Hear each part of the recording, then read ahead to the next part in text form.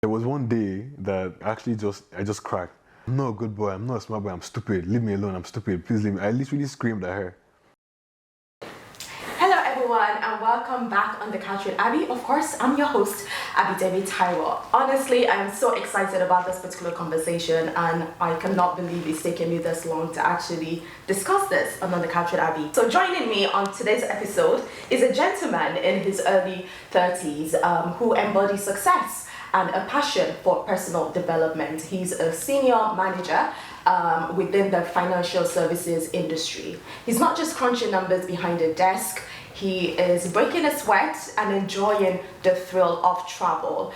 My guest isn't just thriving in his professional life, he's also building bridges in the community as Corporate Relation Director at African Professional Network Island Committee.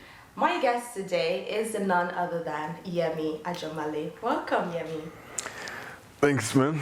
With that intro, I was checking who you're talking to. Like, that's a really good intro. Thank you. You're welcome.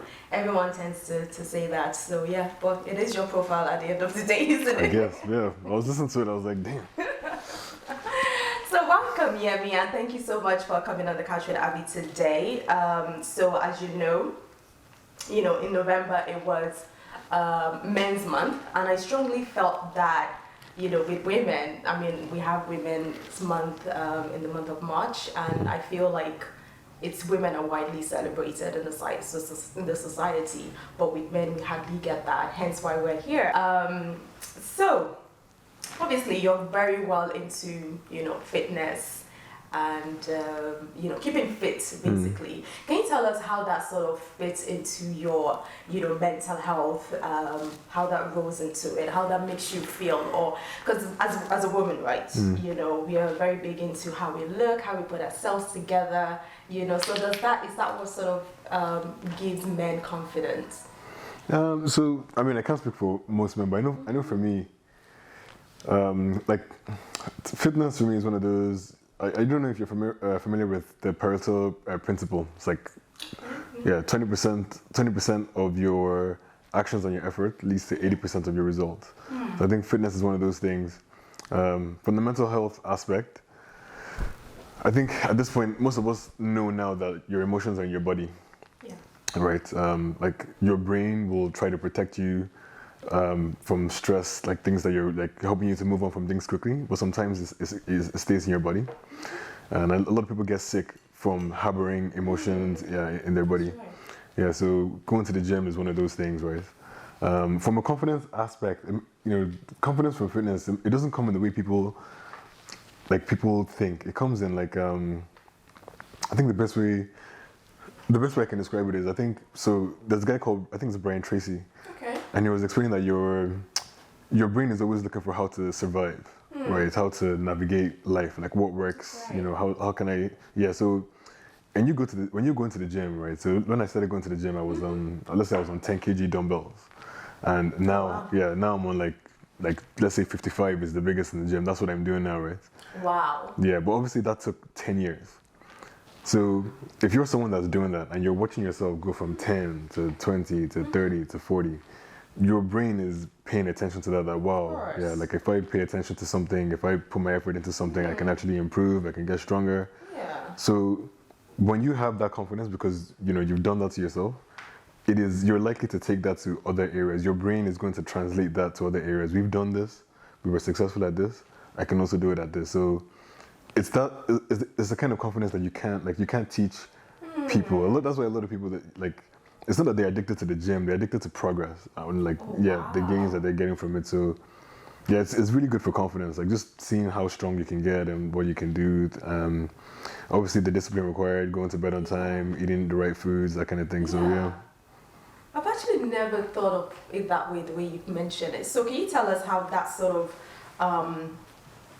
incorporates into other parts of your life, because you're constantly looking for progress and that gives you confidence? Yeah. So, well, there's the natural progression, right? In the sense that there's a book called The Compounding Effect, and the author talks about two people. One person in his basement, he decides to like, build a TV and alcohol and all that kind of stuff in his basement. But then the other person, decides to pick up a habit of like going to the gym, and he's built a home gym or stuff like that. And he's projecting that simple decision over like 5 years. Yeah. And what you find is, if you're someone that, let's say like one of your core habits is going to the gym, you're likely to pick up other habits that are related to that. Oh wow. Whereas the other person who, has decided to make his basement into like alcohol and TV, he's going to pick up other habits that are related to that. So just Pick in up that. more bad habits. Yeah. But habits tend to follow each other, right? So yeah, like if you see people who are like giving up their time to wake up in the morning and go to the gym before work, they're just more likely to pick up you're more likely to be listening to personal development stuff, all that kind of thing. So in that area alone, and then obviously I mentioned the success map. So like once your brain has realized that, hey, look, because the thing about the gym is like you can't cheat. You can't like pay for the effort. Like it doesn't matter if you're rich or poor. Like you have to go in, spend time there. Like if you see someone that's in good shape, you know that because if you stop going to the gym, the results will leave as well. So if you see someone that's in good shape, you know like they had to consistently do that. So you can take that effort to like my mindset now is usually with most things, even if I suck at first, because at first I'm only lifting 10. If I'm like consistent, I'm disciplined, I'm honoring the process, like the results can come. So wow. Yeah. Interesting. I need to hit the gym. So moving forward, we often hear about the traditional definition of being a man. What does that mean to you? Of being a man. I mean, obviously. How do you personally define being a man? Because I feel like it means different things for so many people. Yeah, it's definitely very, it's subjective, but I mean. Yeah, exactly. Yeah, a lot of my views are influenced by my faith. So I think, being a man is just being a good steward, just being responsible for the things that, that God has given us to take care of. And I suppose, like a big aspect is like, voluntary responsibility, really. So yeah, just devoting your things to just being responsible for things, really. Being responsible, okay. Yeah. Because obviously you're of African descent, you're Nigerian. Yeah. Like yourself growing up in an African home where boys and girls are not brought up the same way. The girl from like when you're like 10 years old, you're being told, oh, you need to learn how to cook, or you need to learn how to do this. But the boys are oftentimes chilling in the room. Exactly. And I feel like, in the society that we're in today, there's a lot of irresponsible men, so it's interesting that you said that being responsible, but at the same time, I still feel like being responsible is perhaps not enough, at least coming from a woman's perspective, I'm open to listening to from a man's point of view, But I mean, like the example that you gave, like like that would only hurt the guy, right? Because I remember when I got to college, like a lot of guys were in shock because I know, like for example, for example, I know my sister was an amazing cook. Yeah. So when we got to college, she could take care of herself. I had to, like I've learned now, but I had to learn. Yeah. Like the hard way. Yeah. So I mean, those are things that can only help you. So yeah. And to be honest, I think a lot of people are changing in that aspect as well. Yeah. So cooking is a skill. Yeah. Like the same way girls drive, we wouldn't say, oh, driving is just for men. Yeah, and even just like just being able to take care of yourself, like to clean and stuff like that. Like you need that. I think, and I do find now, like especially in the personal development space, that stuff is actually quite popular now. Okay. Like I see a lot of young guys like on TikTok and stuff. That's what they're watching, like how to. I mean, that's Jordan Peterson's literally saying like clean your room. Like a lot of people are very. That's like the basic. Yeah, a lot of people are very drawn to that kind of message now. Like, okay. Yeah, I think we probably need to. Like for some of those things, when people talk about that, I feel like we need to kind of give our upbringings a little bit more grace sometimes. Okay. Because a lot of us we can only talk about things like this because life is good. Do you know what I mean? Right. Like we're in survival for a long time. Yeah. Do you know what I mean? Like so, yeah. Nobody has time to be thinking about like rules. It's just we just did what was natural. So, yeah, I definitely see like I definitely see that changing, especially with like this generation. Like, you know, they will be teaching their kids, both guys and girls, to cook and stuff like that. So yeah. Yeah, definitely. Yes, so navigating societal expectations for men, for women, it can be quite daunting, especially for African women. How does that feel like for men? Because actually, one thing I would say is that for women, it's like, oh, you know, if you're not married at a particular age, you know, there's a problem. But then at the same time, men don't exactly have it easy as well. Yeah. I mean, they say it's a man's world, but is it really? With men, they have to, the same way I was saying that with girls, you need to be able to learn how to cook and all of these things.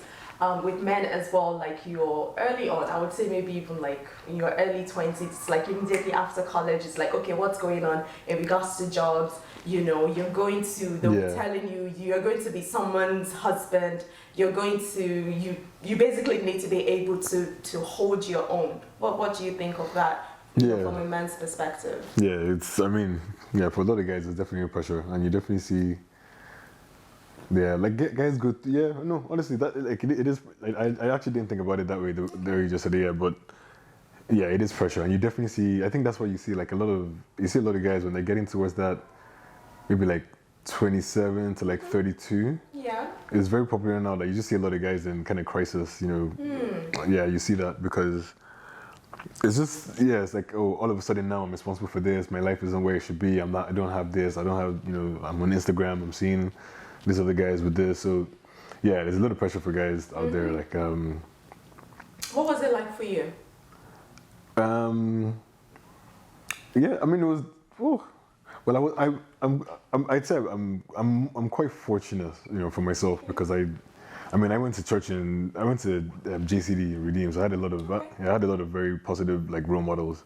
Good. Yeah, so I mean, like, and I also had like, you know, like my dad is an accountant, my grandma is an accountant. Like, you know, for me, like there was always like a path. So I was always like studying, and you know, so. Like I didn't feel it as bad, but I definitely went through some hard times around that 29, 30. Okay. I think my issues were a lot more social than, you know, because Can you tell us about it? I don't want to get too deep into it, but basically all that happened was I just wasn't emotionally equipped to deal with something that happened. Okay. And that's what leads to crisis. That is trauma, literally. Yeah, so I wouldn't even have known anything about emotions, like, or anything like that. So, yeah, that was big. But I think for most men, yeah, like that pressure definitely hits. May I ask? So how did you get through? You said, you know, you feel like you didn't have the emotional capacity to go through that stage of 29, 30. So how did you move past that stage, if you don't mind sharing? I'll be honest, that's actually that's how I got into like personal development and stuff. Yeah, so like I said, I wasn't equipped to handle the things that were happening, so I sunk. Like I was literally like depressed, like borderline suicidal. Like it was bad. I was literally at ground zero. You know, my career wasn't where it should be. Everything just was not there. I mean, during that period, you know, there's that saying that like God is closest to those that are suffering, right? So, I mean, that period, it was just gym, church, books. Oh, wow. You know, positive. I remember literally I remember going on my Instagram and unfollowing anything that was not aligning to my goals, literally, because your social media is programming you, right? Every morning you wake up, you look at your Instagram. What are you seeing? So yeah, those are the things. Like I think once my mind was in the right place, I was in a better position to start attracting like positive. And I had a lot of help as well. I had like really positive role models that were showing me how to do things. That's a big thing. But I think the antidote to the pressure that I said, right? For any men that are listening to this, the antidote is voluntary responsibility. So like you're suffering, you're going through whatever it is. When the Bible says pick up your cross, like that is like just be responsible for whatever problems that you have. Yeah. There's no point complaining about it. This person has it better than this person. Just pick up your own cross, step by step, and just focus on improving. So kind of leads me. I appreciate everything you've said here. Yeah. But which kind of leads me to talking about vulnerability. Yeah. With men. Because I'm just hearing everything you're saying. And so, like, when you were going through all those kind of stuff, okay, because with men, right? Men don't want to share their feelings. You guys just, I don't know what it is. And that's why I talk about growing up as well, that maybe perhaps because boys are being told that, suck it up, you have to be a man, don't cry. Basically, you can't show your emotions and all of that stuff. So why is it so difficult for men to be vulnerable? Because it really isn't a crime to be. Life is life, and life would always be life in, right? Yeah. So why do you think that is? Because what I'm hearing you say as well is that you probably went through that time. It's very hard to break through conditioning. Yeah, like conditioning is like what you're exposed to continuously for a very long time. Like, so a good example for me of me breaking out of conditioning was, I remember growing up. I grew up in boarding school in Nigeria. Like, I was told that I was stupid every day. Like, literally, in Nigeria we used to, I think like every week we'd do a test, and depending on your scores on those tests, you would be seated. Have you ever seen that row A, row B? So the row A is like the really smart student. I didn't do secondary school in Nigeria. I did primary school. Yeah, there was the row D and the row E, and that's where sorry, the row D and the row E. That's where the dumb students would sit. Like, so it was very humiliating. That is conditioning. So it's like I'm being conditioned to think that I'm stupid, basically.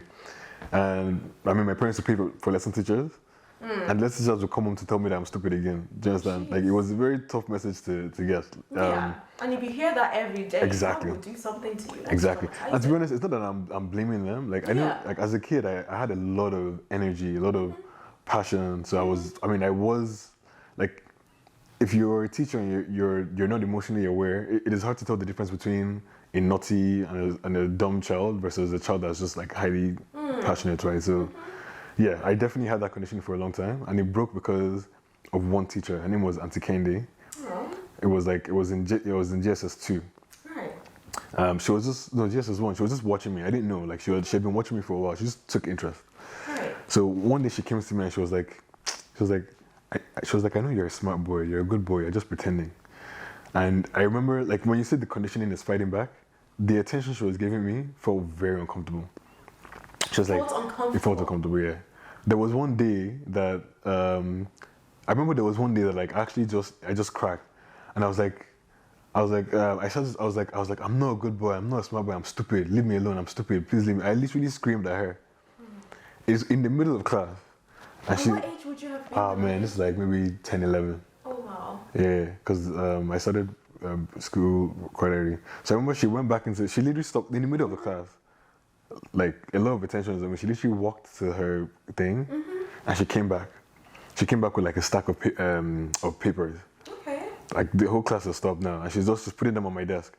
She's showing me. So back then we used to do assessments. In order to, you get like 5 tests during the year. They're all scored out of 5, and then you get a project that's scored out of 40%, and then you get an exam, and the total of all that assessment gives you your score for the year. Right. So she got mine for different subjects, and she was showing me my score. She was like, look at this. What score do you see here? It's 3 over 5. Look at this. What score do you see here? 3 over 5. What score do you see here? So she was showing me that like I was not failing. And then she looked at me and she said, I bet you're not even trying. Like, I bet you're not even studying. So she was like, you can't tell me that you're stupid. I know that you're not stupid. Literally, from that day, I went in to start competing for prizes. Oh, wow. In class, like literally, like, that was when I was like, okay, that's when I actually started studying. So the reason I'm telling that story is like, it's possible to break out of conditioning, but like, look at the factors that are there. Like, I had a teacher who had to like care about me. I had to have evidence to see that I was competent. Do you understand? If that incident hadn't happened, like, I don't even know where I'd be. Do you understand? So conditioning, like, for a lot of not just men, I guess, but for a lot of people, conditioning is very, very hard to break. Another example of conditioning was in that same school. I had a cousin there, and we used to always fight. And when we fight, you're like, you're not my cousin. I hate you. We used to literally, we're just saying that at each other. And then one day we're fighting. I'm like, you're not my cousin. I hate you. Da, da, da. And she looks at me and she says, I'm your cousin and I love you. And it doesn't matter what you say, nothing can change it. Wow. Literally then, like, what do I want to do? So that changed my relationship with her going forward. Right. So like, so yeah, that's what I mean. Like things like, so when we talk about like vulnerability, things like that, literally it's, you just have to recognize this condition. A lot of people think this is the way I am, right? Maybe when you see evidence that it's like, it's not actually who you are, it's just who you've conditioned to be. Think you are. Yeah. Yeah. There's a book by from Joe Dispenza. It's called like Breaking the Habit of Being You, and it's just helping you to understand that like who you think is you is just conditioned behavior over time. Over the years. Yeah. Over the years. And from what you just said, I think sometimes all we need is actually one person to say just one, even if it's just one sentence. I mean, shout out to Auntie Kenzie. That that saw the greatness in you and that gave you that positive outlook about yourself. So going back to vulnerability, do you feel like when we are not in a safe space, that's when you probably are not able to share your emotions for men? Yeah, so I still think so. For me personally, like I have like a very nice group of like guys that I'm really, really good friends with, and there's a lot of vulnerability in our friendship. Okay, that's good. Yeah, but I think that comes from like there's an author called Brené Brown. And she has a book called Atlas of the Heart, and in that book she's explaining how like vulnerability, people don't realize that, but vulnerability connects us. Can what, sorry? It connects us. Connects us, yeah, definitely. Yeah, so what you don't realize is when you act like everything is fine or act like you're better than you are actually separating yourself from people. So when you walk around like, oh, I'm great, I'm successful, I'm this, I'm that, like you're actually causing separation because people can't relate to that. Yeah. Yeah. You can't resonate with being perfect all the time. Exactly. So when you're able to just show your true self, like like I know, you've actually, I'm really grateful for that intro, for the intro that you gave me. But sometimes when I hear myself being described that way, even me, it kind of scares me a little bit because I'm like, I want people to know that you're like. And that's why I mentioned like the emotions, the stuff that I've gone through. It's like, like that will connect to more people. Just knowing that you're like, it's not like there's been a lot of suffering. Yeah. Here, in order to get here, it's like there's a lot of pain. Even when I'm at the gym, for example, if I'm lifting the 55 kg dumbbell, I'll have some young guys come to me like, oh my god, man, you're so strong, and I'm explaining to them like, no, and I show them pictures of what I looked like 10 years ago. Wow. Like I was like, I started from 12 kg. It's not because somebody was strong. It's because I've been going to the gym consistently for like 10 years, bro. Yeah. So so vulnerability connects us basically. Yeah, definitely. When people see success or see something that's how do I put it, that's shiny basically. Yeah. There's like the background work. There's under the water, you don't know what has been brewing for years. I wish people would actually have a more accurate view of what success looks like. I remember a friend was telling me that he thinks even in church, one problem that people have is like everybody comes out and they tell the testimony and how great things are. So that actually disrupts your perception of how life should be. Like more pastors and more people should be talking about the struggles. Exactly, because that is what you can actually relate to. Success is messy. It's kind of like the image of like success is messy. The image of like the swan. Yeah. It's like gliding on the water and it looks beautiful and perfect and you're like, wow, that's a beautiful duck.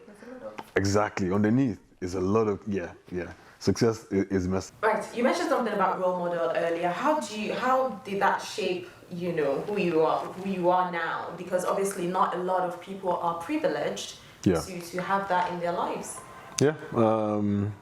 Honestly, man, like church was big. Like church was a big thing. Obviously my own parents. Right. My parents' siblings. Like I grew up in Nigeria with my parents' siblings. So you were uncles and my uncles and aunts, like two of my uncles and aunts were still in college when I was a kid. Okay. You understand? So and they're doing very well now. So I had a lot of role models. My and even in church here, like I don't want to mention names, but I always tell the story of I think we all went on this like church thing, right? And I'll say his name is Afolabi. Right. I remember that day he just walked I into didn't know that. he walked into McDonald's and he just bought all of us. It was like, oh, just buy what you want, I'll buy it. And I was like, eh? I was like, wait, what? I was like, I can get the McBurger. I was like, yeah. I was like, it's €7 though. I was like, yeah, I even buy extra chips. I said, extra chips? I was like, what does this guy do? So ever since then, I was calling him. Wow. And then even while I'm talking to him, he had a friend called Diroju. So Diroju was a chartered accountant. Okay. I remember I was applying to get into PwC, and Diroju got me a meeting with 2 people who worked at PwC. So, like, that was big, like, yeah, like, so, yeah, it was good. It was a big thing.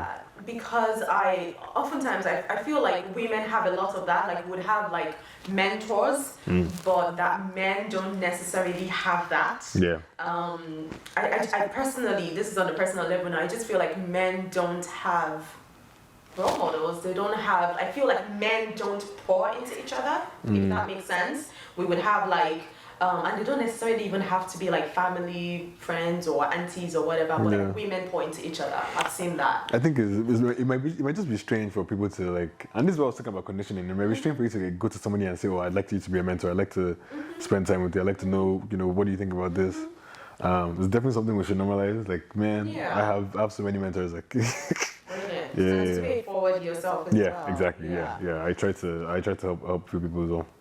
Yeah, and you don't even have to. Your mentors don't even have to be people that you know. This is one thing I keep saying.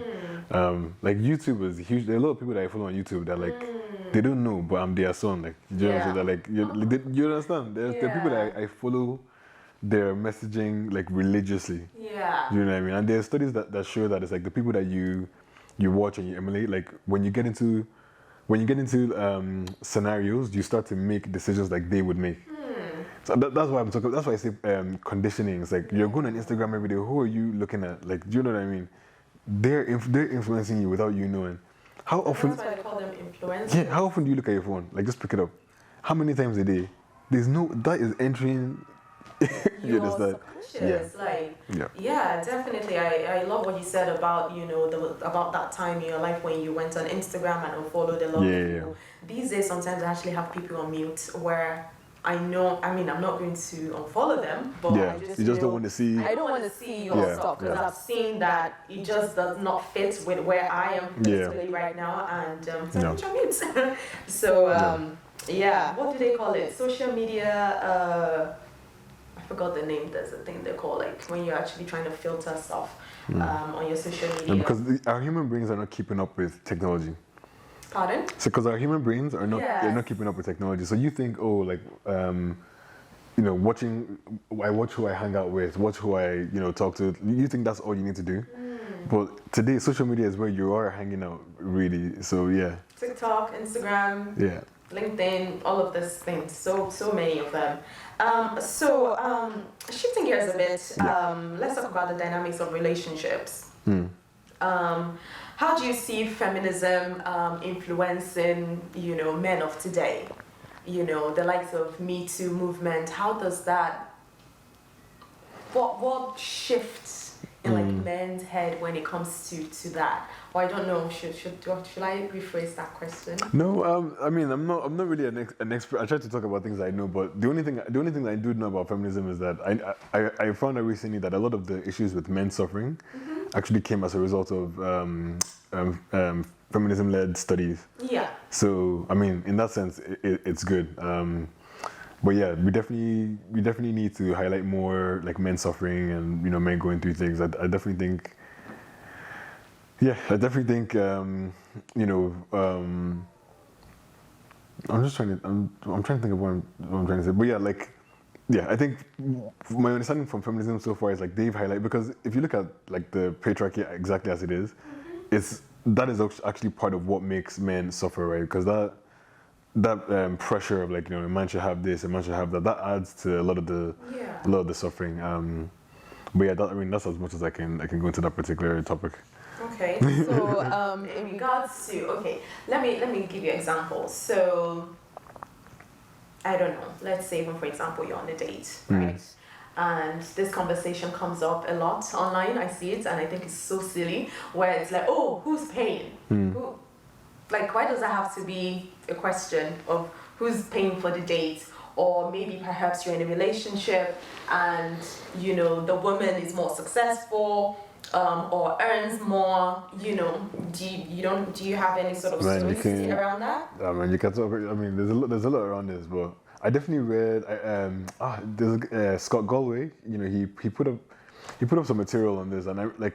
So whenever you see like women talking about who pays more, I have, or you see Cardi B, a guy must buy me this, buy me that, or you see all stories of like guys having relations with multiple women. Like all you're seeing there is, I think there's a phenomenon called like hypergamy, and hypergamy. So I only just read about this from Scott Galloway. So basically, there are certain traits that if we were cavemen, like if the world was to, if there was a like a nuclear bomb today and there were only like 3 men and 3 women, there are certain traits that would help like the human race thrive, right? So for example, the guy that wants to go around and have sex with like 10 women at the same time, like that will help us procreate, right?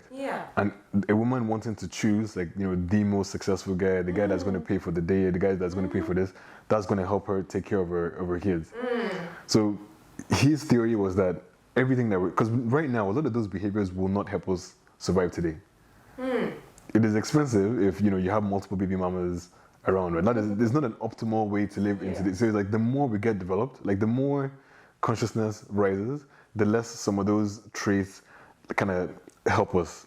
Does that make sense? So when I see some of those things, I just keep that in mind that like a woman saying that is just, that's just a woman saying that she wants to feel safe. She wants to be with someone that can pay for pay for the meal. And I mean, today we know now that women earn more than men.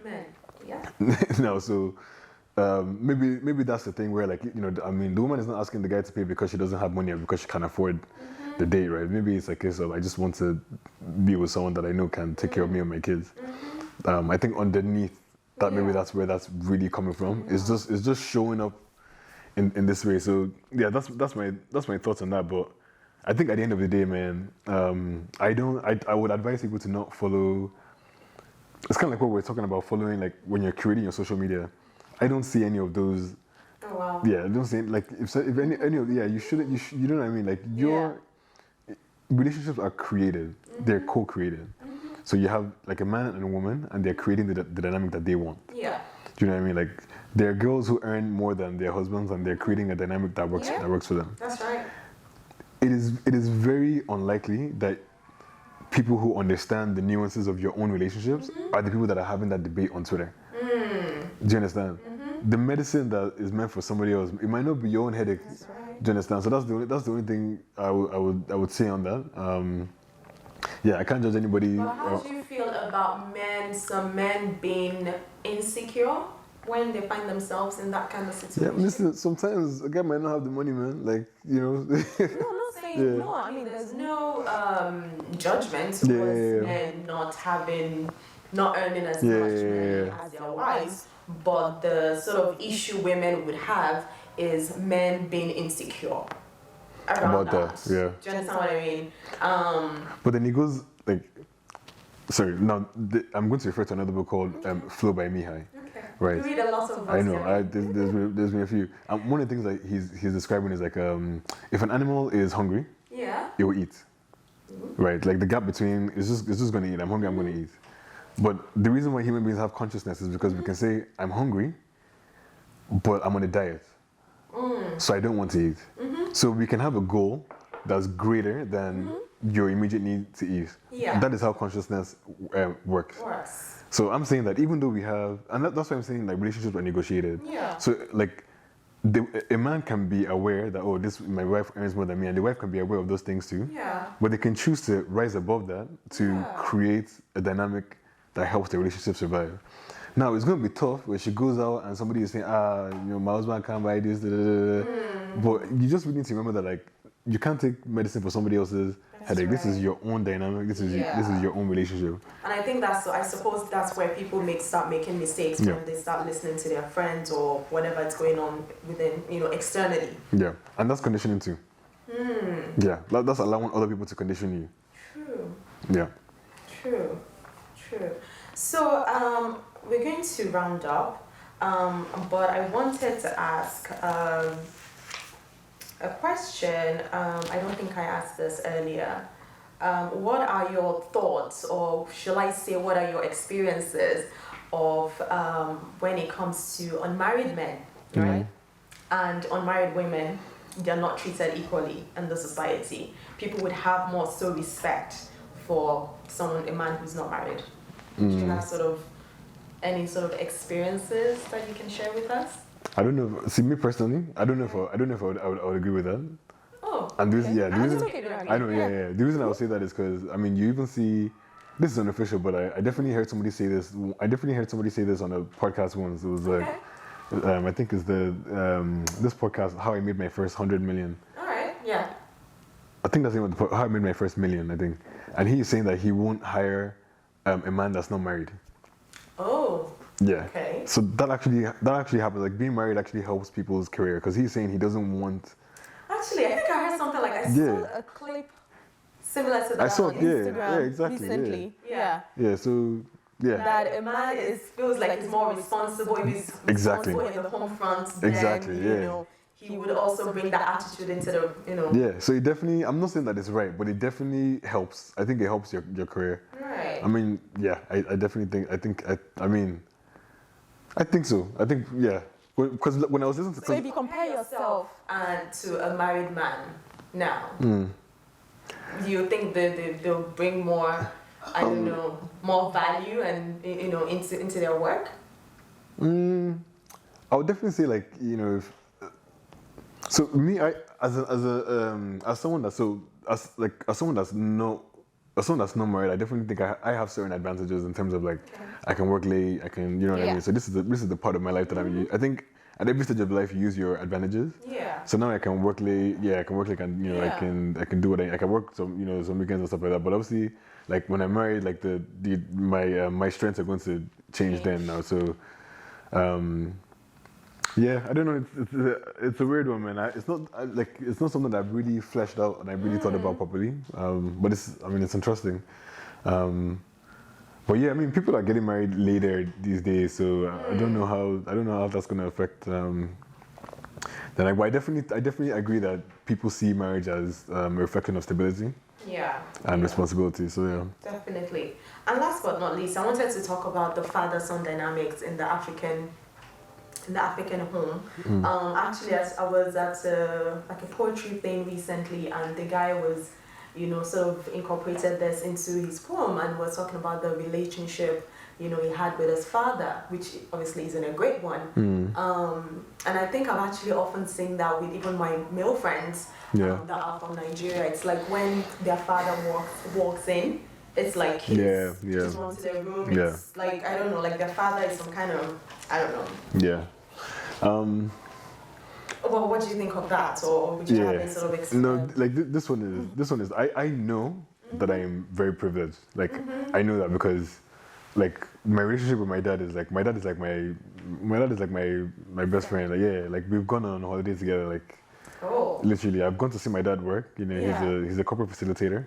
Okay. So like, you know, like like he's my friend. Like I literally WhatsApp him. I can literally send him a picture that, hey, we're here hanging out now. Like, you know, we've always had, so I can't relate to that, but it probably helps. It probably helps with my ability to, you know, like reach out to someone to, you know, hey, like as a mentor, like, can you give me advice? Can you do this? Like, I'm very comfortable, you know, maybe asking people that are older than me. And maybe it stems from that. Right.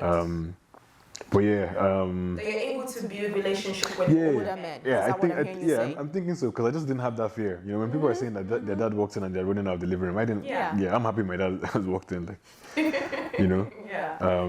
So yeah, I definitely feel bad for people who have that. Yeah, and to be honest, my dad did say that the reason why he has that relationship with me is because he didn't have that relationship with his dad. So he did say that. Yeah. And you know, this is so interesting. Some people, kind of like what your dad said, that because he didn't have that privilege or, you know, that relationship with his dad, some people it affected your dad in a positive way. But some people it can affect them in a negative way because they didn't experience that. They actually do not know how to show that love to their kids.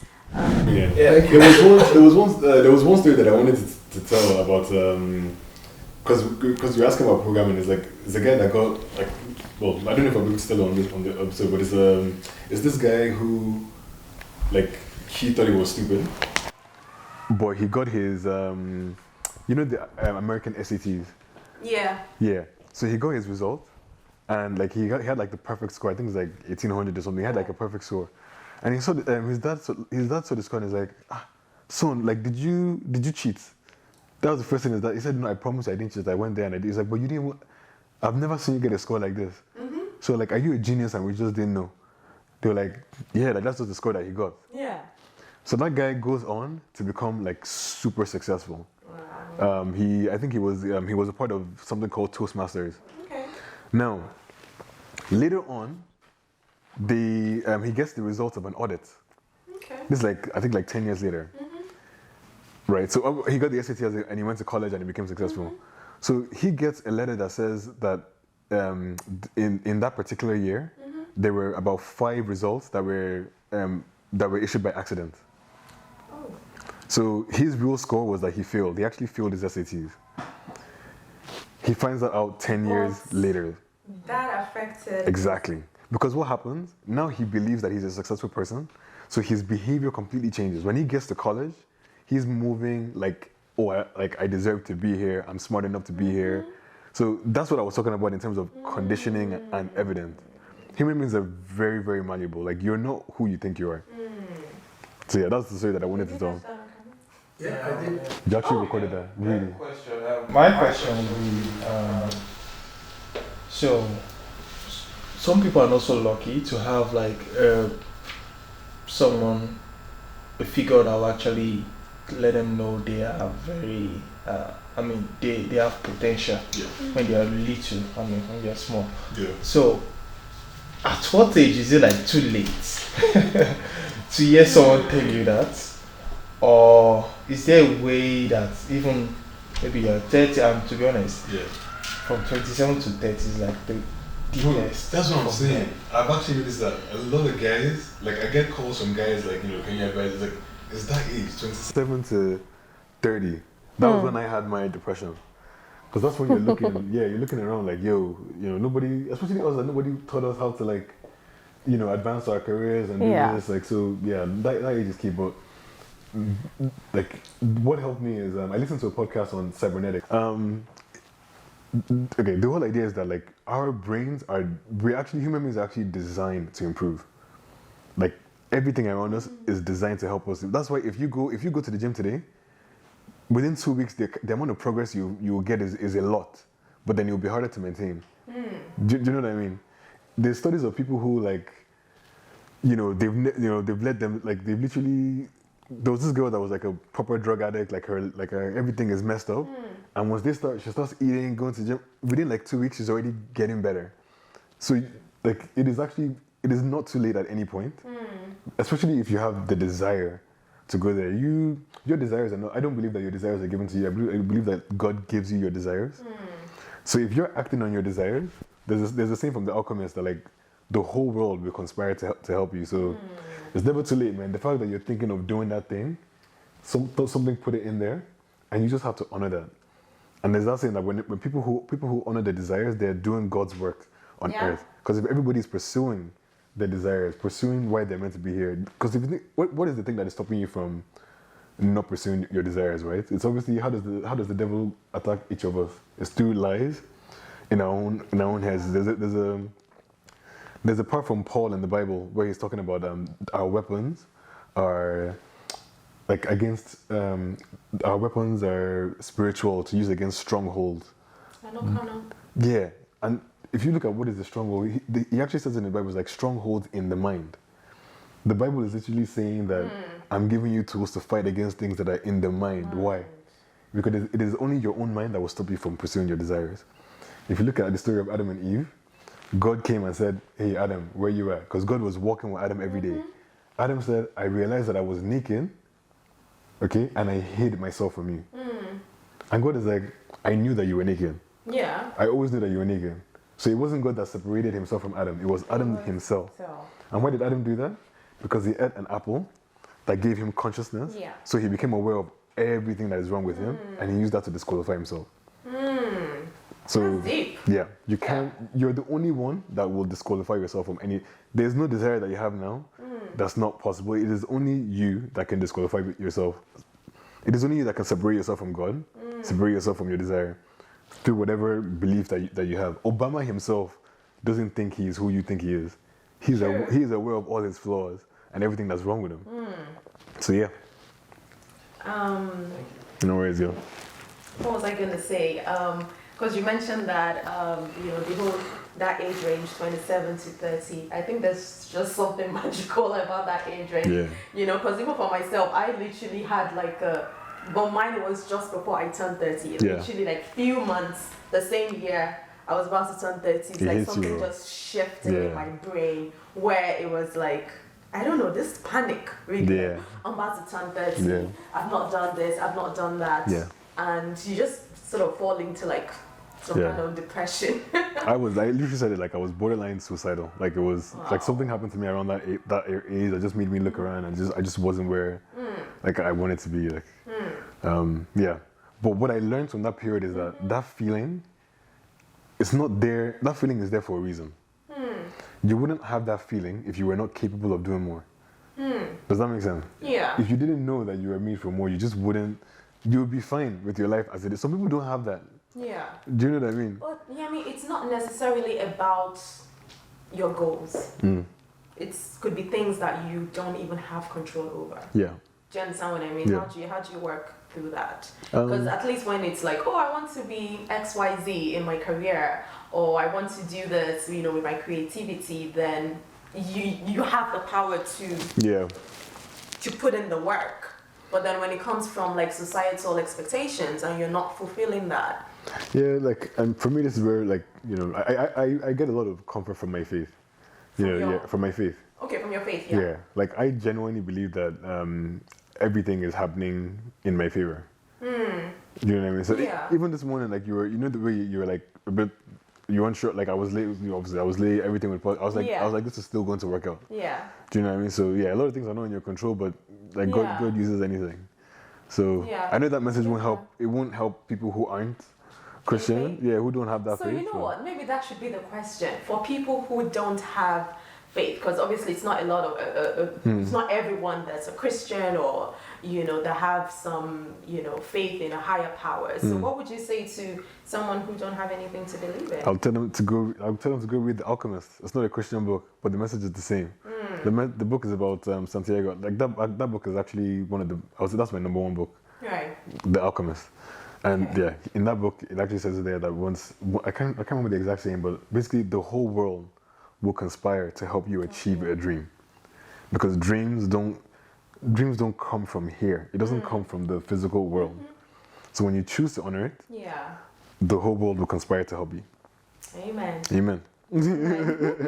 So let us round up. Is there anything you would like to say to your fellow men out there, to the camera, or you know what, even to the younger guys? They could be like in their early 20s, and they look up to, they've heard what Yemi has said, and they'll want to be where you're at, perhaps now, even in the next 10 years. I mean, I hope they'll want to be ahead of me, doing more than So I'd say it just starts with the mind, man. Like I quoted something from the Bible there. It's literally the mind. You have to start with your mind. Like you can't get more than your mind is able to. You can't go past your own personal development. You can't achieve more than your personal development. You can't achieve more than you know is possible. So it's your mind and faith would be where you start. Great. Yeah. Thank you so much. No worries at all. For coming on the couch with Abby. And that's a wrap. Thank you so much for watching. See you soon. Thank you.